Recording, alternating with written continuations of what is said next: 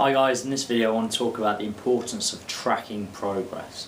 So in one of my previous videos I talked about the importance of bringing a notepad to the gym, recording your sets, reps, weights used, so therefore each time you enter the gym you're really trying to focus on progression from the previous session.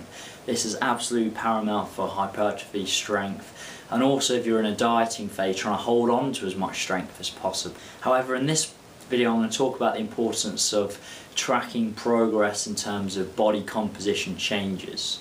So this really is, in my opinion, one of the most important factors. So once you're tracking your training, once you're tracking your nutrition, so calories, macronutrients, the third thing is body compositional changes. So you need to think about this for a second. Your goal is either, if you've got goals for body composition, fat loss or muscle growth.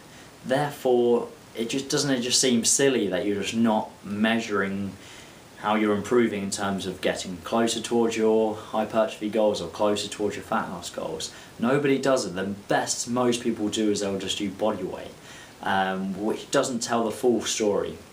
So as I mentioned in previous video, especially with females, they'll hold water at certain times of the month, therefore the weight on the scale can essentially mask fat loss.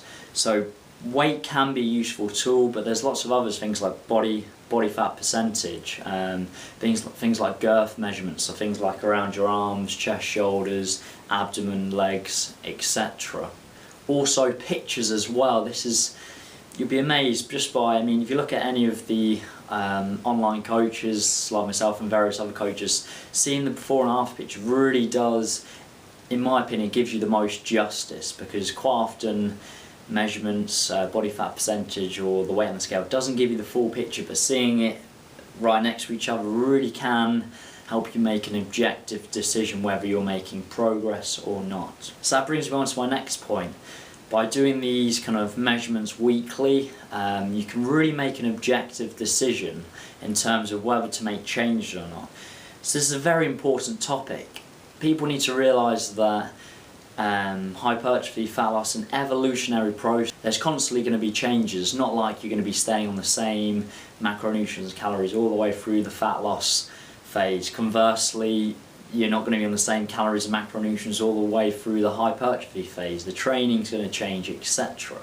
So by measuring these body composition changes weekly, you can therefore make an objective decision whether you're making progress or not. So if you're not making progress, that's when you need to make a change. So if your goal is fat loss, it's typically going to be decreasing caloric intake and or increasing expenditure through cardio.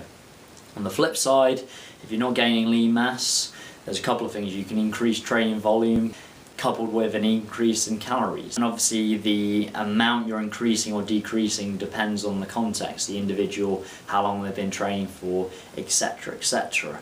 But I really want you to try and take from this video just the importance of tracking your body composition changes, trying to use as many tools as possible. If you don't have body fat percentage calipers, don't worry, just do measuring tape, girth measurements, pictures, body weight.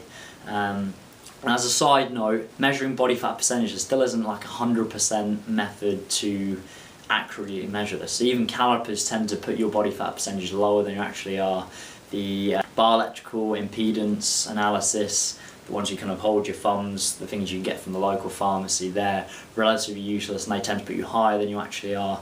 Even DEXA scans have got their limitations. However, it's more about having a set number and then you're measuring the difference against, so that makes sense. So essentially just measuring the difference between the two, regardless of whether it's 100% accurate or not.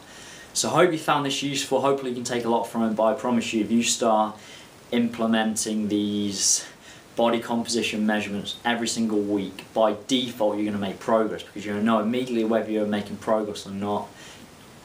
Just look at in any other field as well, just measuring your progress alone will really help improve results. So please subscribe if you haven't already, like the video if you enjoyed it. Have a good day, thank you very much.